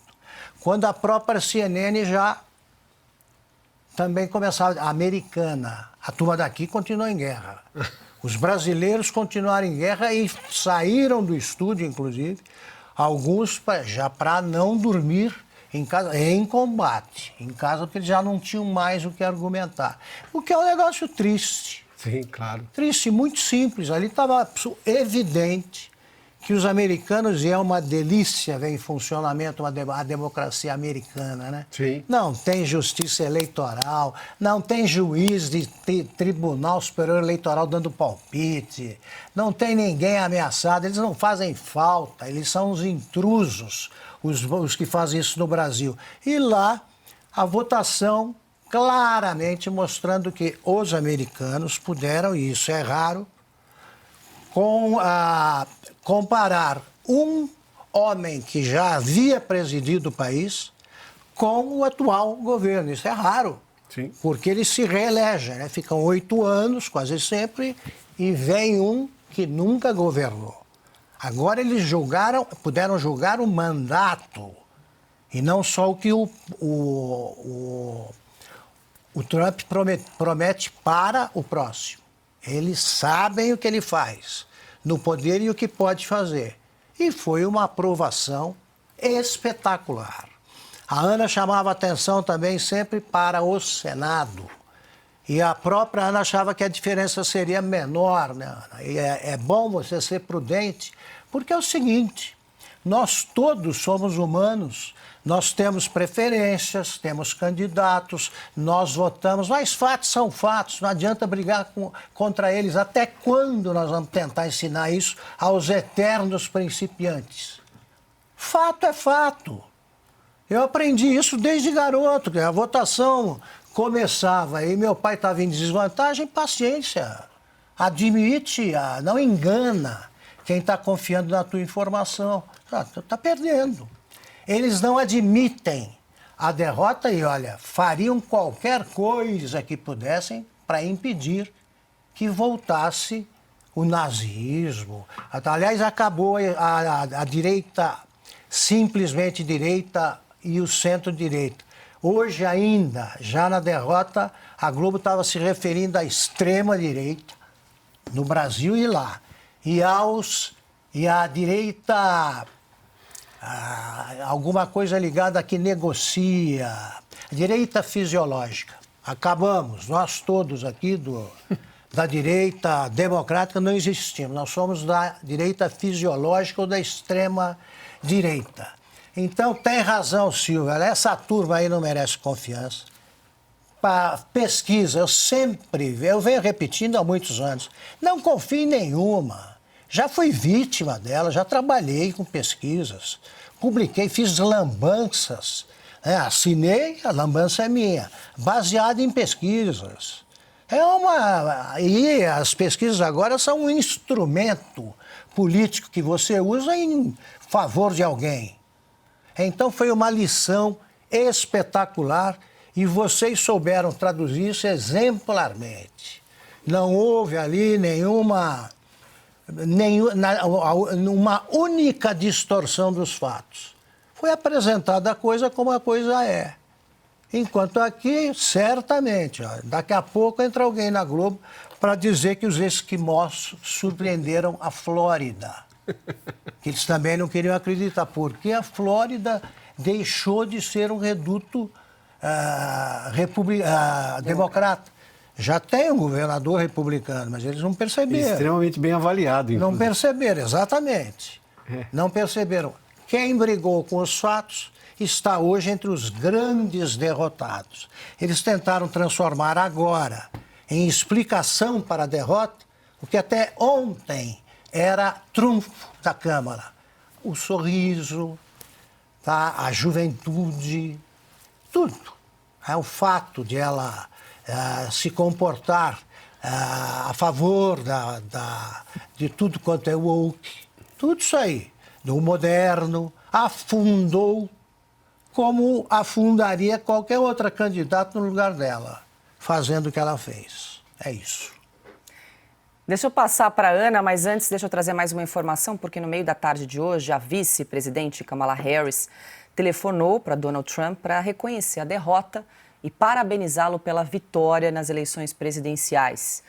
Kamala não deu declarações públicas desde a noite passada. E aí, Ana, é um ponto interessante, porque ela deveria falar, estava marcado em um discurso no comitê para os democratas ali na noite de ontem, na madrugada de ontem, mas parece que ela recuou, não quis conversar com ninguém e hoje, então, teria telefonado para Donald Trump para reconhecer a derrota. E ela deve falar em poucos minutos, né? Estava marcado aí para as 18 horas, imagens ao vivo, a gente está acompanhando agora. A expectativa é que Kamala Harris discurse logo mais.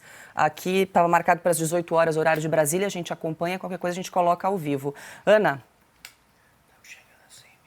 Então, Paula, Kamala Harris, acho que o comitê dela mandou um e-mail no meio da noite e o e-mail foi publicado por vários perfis de jornalistas na plataforma X.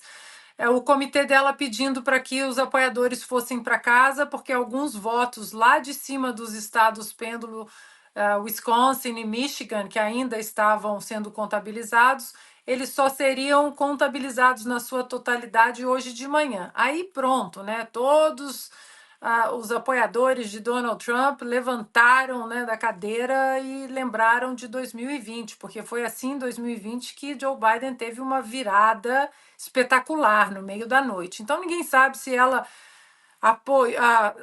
imaginou que poderia mergulhar aí na mais uma noite mágica, né, das eleições americanas, mas assim que a Fox News deu a Pensilvânia e deu também já nas previsões o Alasca, os esquimós, né, Augusto, para Donald Trump, e os números, a contagem no Michigan e Wisconsin, a contagem já estava muito avançada e Donald Trump com mais de 100 mil votos na frente em cada estado. Ela não teria como alcançar Donald Trump.